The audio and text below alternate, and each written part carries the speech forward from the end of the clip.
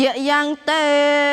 វាមេនោសានាងជាយោហោតុបារាជិតោចៃចំនាចូលកើតមានដល់ទេវតានិងមនុស្សទាំងឡាយនេះដែលចាញ់ហើយចូលត្រឡប់ទៅជាមានចៃចំនាវែងមានរសេនាអភិកន្តាសមន្តាទ្វាទេសយោជានាខន្តិមេតាអធិដ្ឋានាវេទ្ធាំវេទ្វានិចាខុមាភវាភវេសង្សារន្តោតបចាខងវិសោថយិញព្រះសម្ពុទ្ធជាម្ចាស់ទ្រង់មានបញ្ញាចាខោកាដែលអន្តោទៅក្នុងភពដូចភពធំទ្រង់កំចាត់បងនៅមាននឹងសេនានៃមានឲ្យកន្លងផុតទៅអំពីទេ12យោជន៍ដោយជុំវិញដោយខន្តិបារមីមេត្តាបារមីនិងអធិដ្ឋានអ្នកបា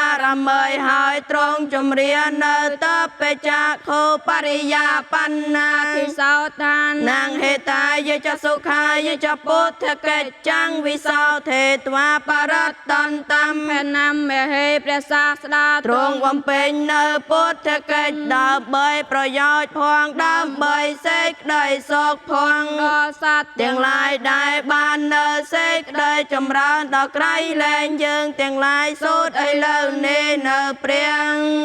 បរតនោះ